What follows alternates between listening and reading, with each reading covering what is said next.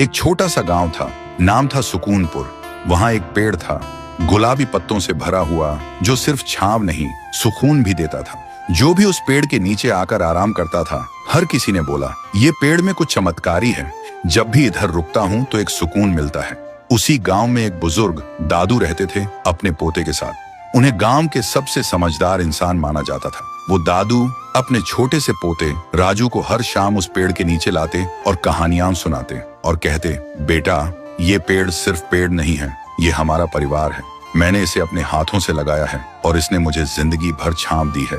राजू मुस्कुरा के पूछता, दादू, क्या पेड़ भी परिवार होते हैं? दादू थोड़ा सा हंसते हुए बोलते, जिसने तुझे बिना कुछ मांगे छांव दी, थकान में सहारा दिया, वो क्या किसी अपने से कम है?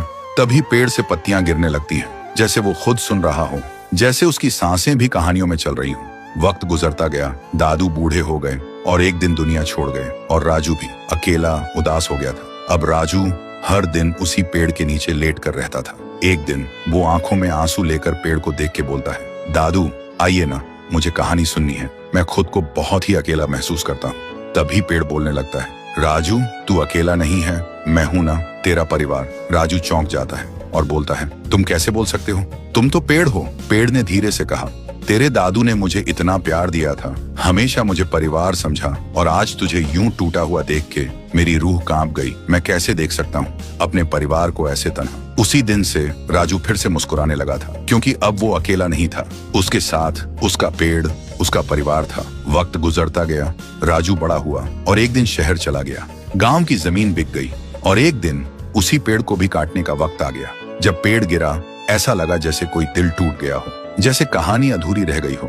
सालों बाद राजू वापस आया और जहां कभी पेड़ था, वहां सिर्फ मिट्टी थी। देखते ही उसके आंसू बहने लगे। उसने धीरे से कहा, दादू, आपने कहा था ये पेड़ मेरा परिवार है, लेकिन मैंने ही इसे छोड़ दिया था। आज मुझे दुनिया की सबसे बड़ी धूप में छांव चाहिए, पर मेरे पास कोई नहीं है। आप नहीं हो, और जिसे परिवार बोला वो पेड़ भी नहीं रहा। राजू फिर से अकेला हो गया, लेकिन तभी जमीन की मिट्टी में से आवाज आई, राजू, मत रो, मैं हूं ना, तेरा पेड़, तेरा परिवार। तुझसे दादू की हर कहानी सुनी, तेरे हंसने की गूंज मेरे तन में अब भी घूमती है। मैं गया नहीं हूँ, मैं तेरे साथ हूँ। जब तक तू मुझे याद रखेगा, मैं तेरे साथ जीता रहूंगा। राजू चौंक गया, आंखों में आंसू पर एक हल्की सी मुस्कान। उसने वहीं एक छोटा सा पौधा लगाया और एक स्लेट पे लिखा, जिसने बिना कुछ कहे तुझे सब कुछ दिया, उसे कभी मत तोड़ना, चाहे वो पेड़ हो या रिश्ता।